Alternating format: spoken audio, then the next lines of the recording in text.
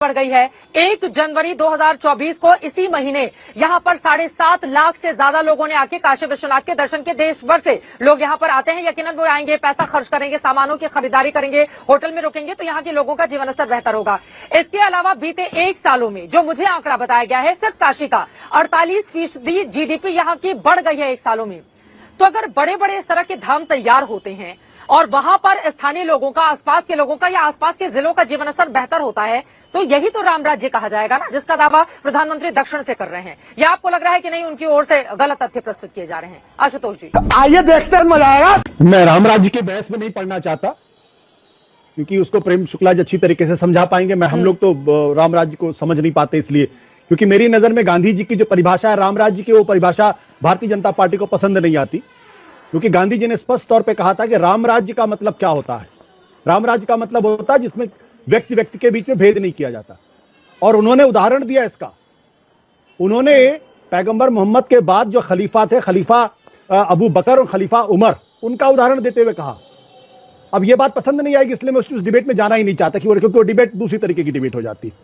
अभी जो अनएम्प्लॉयमेंट की बात की जा रही थी, अच्छी बात है, अनएम्प्लॉयमेंट को कोट करना चाहिए।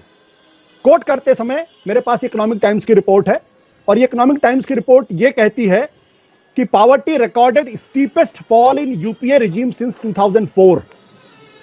पॉवर्टी का जो रिकॉर्ड था 37.2%, जब 2004 में अटल बिहारी वाजपेयी की सरकार थी, तब 37.2% पॉवर्टी थी। वो घट के 21.9% हुई। 2004 से लेकर 2014 के बीच में भारत की अर्थव्यवस्था 8.5% पे ग्रो की है, which is highest ever consistently over 8 to 9 years. Narendra Modi ji की सरकार आज भी स्ट्रगल कर रही है कि 7.2% हो जाए, 7% हो जाए, 6.5% हो जाए। कोरोना के पहले के डेटा में दे रहा हूं मैं, और ये सारे दोस्तों स्वागत है आपका अपने यूट्यूब चैनल में एक बार फिर से। वीडियो बहुत ज्यादा इंटरेस्टिंग होने वाली। गोदी मीडिया की ये वीडियो किस तरह से जो है आशुतोष ने जो है गोदी मीडिया को धोया, साथ साथ उन्हें बीजेपी प्रवक्ता प्रेम शुक्ला उनको भी धोया, इस वीडियो में हम देखेंगे। चलो वीडियो देख लेते हैं, बाद में वीडियो के बारे में हम बात करेंगे। स्थानीय लोगों का, आसपास के लोगों का या आसपास के जिलों का जीवन स्तर बेहतर होता है, तो यही तो राम राज्य कहा जाएगा ना, जिसका दावा प्रधानमंत्री दक्षिण से कर रहे हैं। या आपको लग रहा है कि नहीं, उनकी ओर से गलत तथ्य प्रस्तुत किए जा रहे हैं? आशुतोष जी, आइए देखते हैं, मजा आएगा। मैं राम राज्य की बहस में नहीं पढ़ना चाहता, क्योंकि उसको प्रेम शुक्ला जी अच्छी तरीके से समझा पाएंगे। हम लोग तो राम राज्य को समझ नहीं पाते, इसलिए क्योंकि मेरी नजर में गांधी जी की जो परिभाषा है राम राज्य की, वो परिभाषा भारतीय जनता पार्टी को पसंद नहीं आती। क्योंकि गांधी जी ने स्पष्ट तौर पे कहा था कि राम राज्य का मतलब क्या होता है। राम राज्य का मतलब होता है जिसमें व्यक्ति व्यक्ति के बीच में भेद नहीं किया जाता। और उन्होंने उदाहरण दिया इसका। उन्होंने पैगंबर मोहम्मद के बाद जो खलीफा थे, खलीफा अबू बकर और खलीफा उमर, उनका उदाहरण देते हुए कहा। अब यह बात पसंद नहीं आएगी, इसलिए मैं उस डिबेट में जाना ही नहीं चाहता, क्योंकि वो डिबेट दूसरी तरीके की डिबेट हो जाती। अभी जो अनएम्प्लॉयमेंट की बात की जा रही थी, अच्छी बात है, अनएम्प्लॉयमेंट को कोट करना चाहिए। कोट करते समय मेरे पास इकोनॉमिक टाइम्स की रिपोर्ट है, और ये इकोनॉमिक टाइम्स की रिपोर्ट ये कहती है कि poverty recorded steepest fall in UPA regime since 2004। Poverty का जो रिकॉर्ड था 37.2%, जब 2004 में अटल बिहारी वाजपेयी की सरकार थी, तब 37.2% पॉवर्टी थी। वो घट के 21.9% हुई। 2004 से लेकर 2014 के बीच में भारत की अर्थव्यवस्था 8.5% पे ग्रो की है, which is highest ever consistently over 8 to 9 years.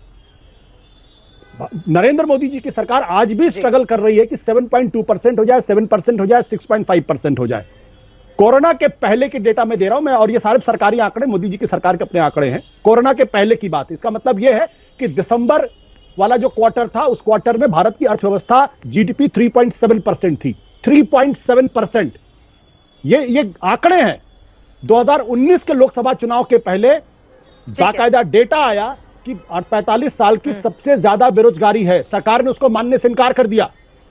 लेकिन चुनाव के खत्म होने के फौरन बाद प्रकाश जावड़ेकर ने ऑन रिकॉर्ड कहा, हां ये डेटा काफी हद तक सही है। देखा आपने, लापरवाही का नतीजा है। उस डेटा में इतना विवाद पैदा हो गया कि जो उस डेटा के वन ऑफ द इंचार्ज थे, उन्होंने इस्तीफा देना पड़ा, उनको इस्तीफा दिला दिया गया। तो ये डेटा की जहां तक बात है, आज की तारीख में 2004 से लेकर 2014, 2014 से लेकर 2023 का अगर आप जिक्र कर लें, अगर उसका एक तुलना कर लें, तो भारत की अर्थव्यवस्था जो जिसके बारे में बार बार कहा जाता है, $0.51 ट्रिलियन थी 2004 में, वो 1.87 ट्रिलियन डॉलर हुई जब नरेंद्र मोदी जी। की सरकार के प्राइम मिनिस्टर बने। यानी लगभग आप सोचिए कि तिगुने का फर्क आ गया था उस वक्त। लगभग 300% की ग्रोथ पिछले 10 सालों में दिखाई पड़ी थी। ठीक है। 2013 से लेकर 2014 से लेकर 2023 तक आज हमारी इकोनॉमी कितनी 3.53 के आसपास ट्रिलियन डॉलर। हाँ। यानी अगर आप देखें तो 200%। ये जो बार बार कहा जाता है तो क्या मनमोहन सिंह को हम खारिज कर दें पूरी तरीके से कि मनमोहन सिंह ने कोई काम ही नहीं, 8.5% ग्रोथ रेट, पूरी दुनिया ने उनकी बातों को सुना। बराक ओबामा, बोरिस और ठीक है, अब मैं जवाब जॉर्ज ले बुश लेती जैसे हूँ। अमेरिका के राष्ट्रपति ऑन रिकॉर्ड है। अभी आप गूगल करिए, आपको पता चल जाएगा। जब doctor Singh speaks the world lessons. 2009 में दुनिया इस बात को लेकर हैरान थी कि जब पूरी मंदी से पूरी दुनिया की अर्थव्यवस्था चली गई तो भारत कैसे बाउंस बैक करके 2009 में एक पॉजिटिव ग्रोथ रेट लेकर आया था और 8 पॉइंट के आसपास ग्रोथ रेट थी। तो दूसरे प्रधानमंत्रियों को निकम्मा साबित करना, अपने प्रधानमंत्री को बेहतर करना। मैं ये नहीं कहता नरेंद्र मोदी के जमाने में ग्रोथ हुई है, लेकिन आप दूसरे मनमोहन सिंह ने कुछ नहीं किया, जवाहरलाल नेहरू ने कुछ नहीं किया, इंदिरा गांधी ने कुछ नहीं किया, अटल बिहारी वाजपेयी ने कुछ नहीं किया। ये नैरेटिव गलत है। मैं इसको नहीं मानता। अब पॉलिटिकल आजकल की पॉलिटिक्स ऐसी हो गई, आप हर आदमी को गाली देते रहिए और कहिए सारा विकास 2014 के बाद का है, तो उसका कोई कुछ नहीं कर सकता। हकीकत यह है कि आज भी 80 करोड़ लोगों को आप खाना दे रहे हैं, 80 करोड़ लोगों को आप खाना दे रहे हैं, और जब आप बीजेपी की आलोचना करिए तो ये व्यक्तिगत टिप्पणी पर आ जाते हैं और यही इनका चरित्र है। बात तो सही है। देखिए, गाली देने का काम कांग्रेस और उनके गिरोह का है जो लगातार गालियां देता है। वो गालियां बकते रहे। आप जान लीजिए, आदरणीय अटल बिहारी वाजपेयी जी की सरकार जब, अब देखिए मैं कहां गाली दे रहा हूं, अब आप आगे गालियां आप बक रहे हैं। अब आप अपनी गालियां हाँ वो सबको पता है। पिद्दियों को पीड़ा होगी। प्रेम शुक्ला पिद्दियों, मैं कौन सी व्यक्तिगत लोग टिप्पणी ही कर रहा हूं? बीजेपी के सबसे बड़े दुश्मन है। क्यों चिल्ला रहे हैं भाई? जैसे लोग ही बीजेपी क्यों, क्या आपको संकट क्या है आपको भाई? टिप्पणी करते हैं। ये देखो, एक-एक इनको करके मौखिक बात अत्याचार है। एक-एक करके अब देखिए, मैंने क्या टिप्पणी कर दी? चित्रा जी, आपने क्या सुना? क्या टिप्पणी की मैंने? आपको क्यों आपको पिद्दी कहने पे आप क्यों तो चिल्ला रहे हैं? आप पिद्दी है क्या? राहुल गांधी भी उसकी गिरफ्तार आप चले मैं इस समय बाहर बैठी हूँ, स्टूडियो में नहीं हूँ, मुझे समझ में नहीं आएंगी आप लोगों की बातें। प्लीज दोनों लोगों से गुजारिश है, एक एक करके अपनी बात रखें प्लीज। प्रेम शुक्ला जी अपनी बात को आगे बढ़ाइए। आशुतोष जी मैं आ रही हूँ आपके पास, एक बार प्रेम शुक्ला जी जवाब दे रहे हैं। आपने बहुत सारे आंकड़े, उनके कहने का मतलब यह है कि 2014 से ही सारा विकास हुआ है। ये जो नैरेटिव बीजेपी गढ़ती है वो गलत है। प्रेम शुक्ला जी नहीं, मैं इनको मैंने कुछ कहा क्या? उसके पहले क्यों चीखने चिल्लाने लगे?